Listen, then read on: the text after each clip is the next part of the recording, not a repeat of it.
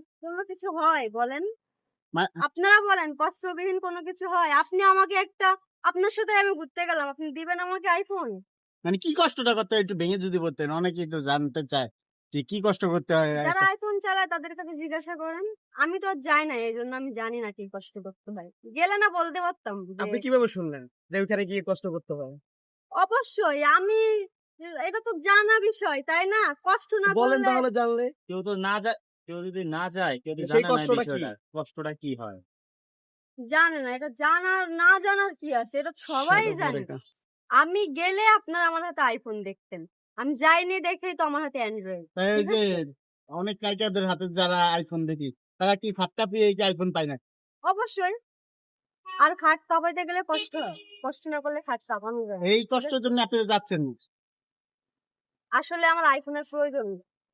ঠিক আছে? এজন্য। আইফোনের প্রয়োজন নাই, আর এই কষ্টটার জন্য আসলে যাচ্ছেন না মূলত, আপনি তো বললেন।